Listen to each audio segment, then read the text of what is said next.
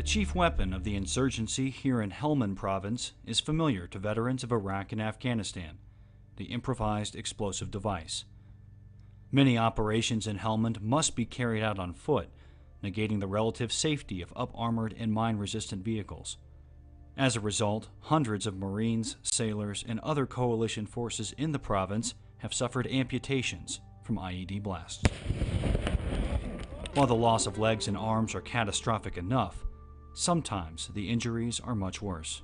The feedback we got from Marines and from medical providers, they'd ask some questions. They were very worried, traumatic life event.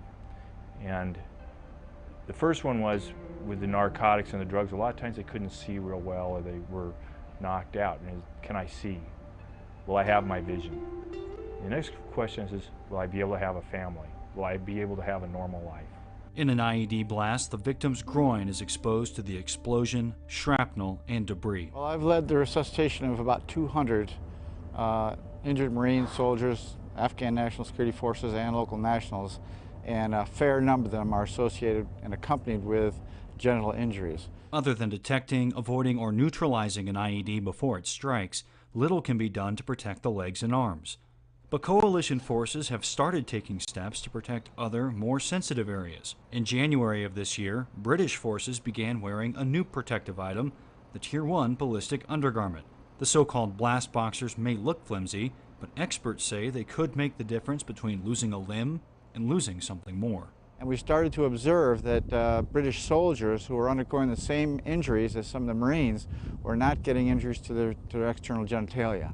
This is a pair of brand new blast boxers. U.S. forces quickly caught on, and more than 25,000 sets of blast boxers are now in the hands of Marine Corps units and, already, proving their worth. This happens to be a pair that a soldier was wearing when he was exposed by an IED mine strike.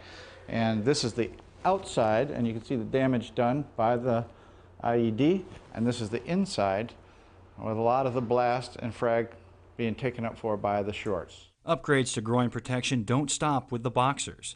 A second layer of armor could be even more important. The Tier 2 device is actually a much more thickened Kevlar-like, flexible but Kevlar-like apron that rolls up like a fanny pack behind you. As you're going into, say you're on a mounted patrol, you're now going on to a dismounted patrol, you would simply unfasten, it rolls out kind of like a diaper, tucks up under the belt to a Velcro strap, 2 snaps on the side, very quickly employed. And again, what that creates is now essentially a boxer short orientation of a thick Kevlar material that not only will stop those small fragments and that kind of road rash stuff, now we're talking about larger fragments off the IED itself or larger objects that may have flown up in the blast. Approved for purchase in early August, the Tier 2 device is now being issued to Marines most at risk to IED strikes. Ultimately, the Corps' fielding plan calls for every deployed Marine to receive a pair of the boxers, while additional sets and the Tier 2 protector will be issued out on an as-needed basis. Reporting from Camp Leatherneck, Helmand Province, I'm Staff Sergeant Jeremy Ross.